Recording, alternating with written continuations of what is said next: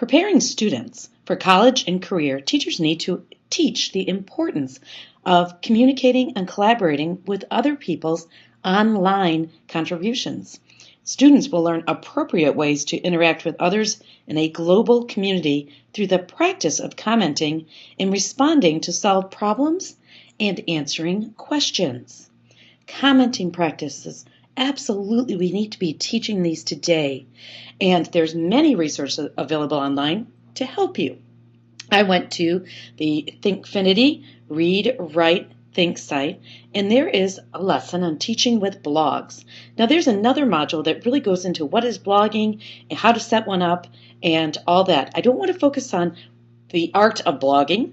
It is definitely an art, but I want to talk about the commenting point. You can comment almost anywhere online, and we need students to have really essential skills and understand that.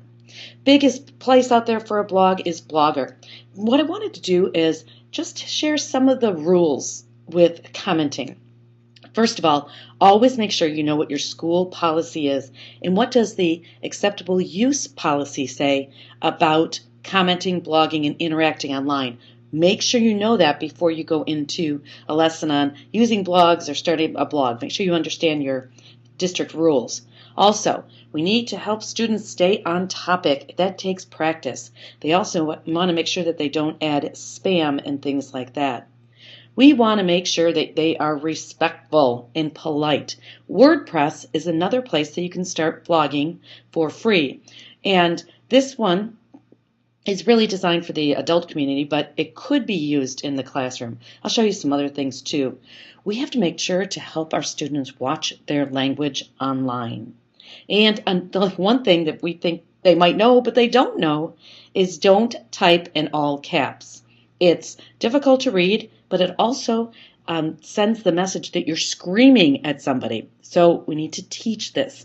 I think it's important we think, because our students are online and flying all over the internet, that they know these skills. And I don't think a lot of students think about this. This is an interesting site if you don't know about it. It's called KidBlog.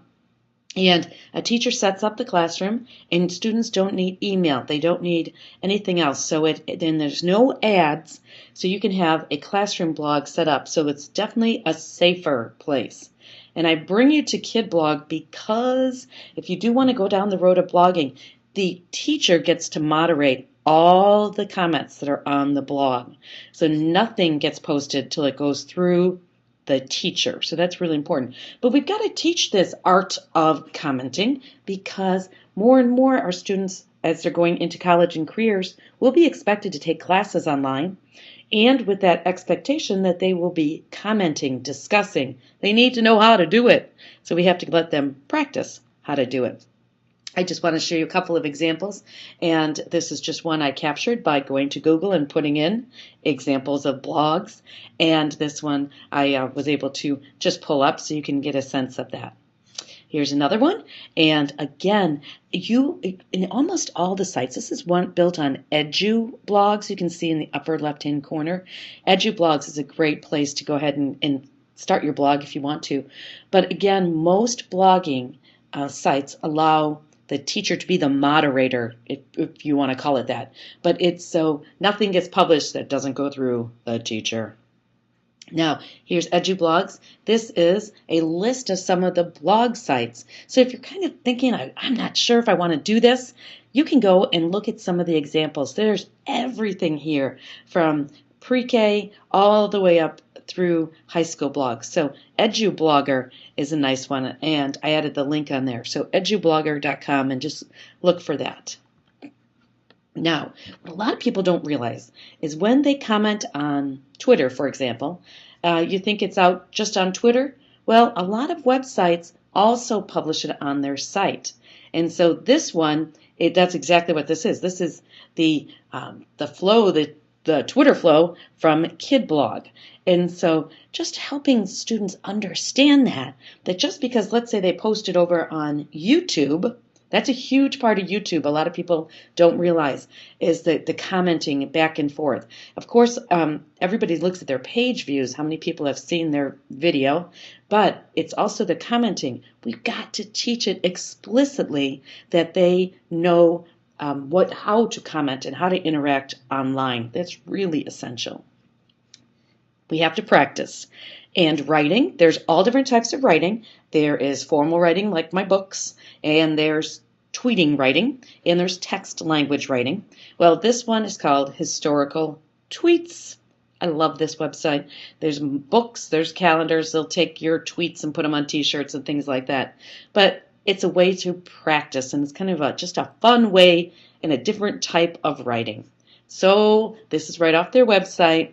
You have to always read the title, Alexander the Tweet, and accomplishments just earned me title, Alexander the Good. Must work harder. I just love them. And what a great experience for students to practice this short kind of format writing, if you want to call it that. What they do is they find a picture, then they just put a text box over it. You could do this right in PowerPoint, even Word. And it's just a fun way to have students summarize, talk about an event. It's just a different type of writing. Okay, this is my favorite one. I just love this. Lewis and Clark discover Google Maps. Duh. Clark, have you seen this? Maps.google.com. Ugh, last 6 months. Wasted. I love it. I can imagine Lewis and Clark and Google Maps. But it's kind of the short format writing, getting them practicing. And I would love for you to do this example in your classroom with your students, with your content, and then try to see if somebody could make a comment or a tweet back. What a great way to kind of practice this type of writing. The key, the absolute essential key, is to understand that you make a comment today, it could live on the web forever. Most people don't take down comments, and they might have a blog from 5 years ago they've never touched, and you made a flaming bad comment out there. It's going to stay out there.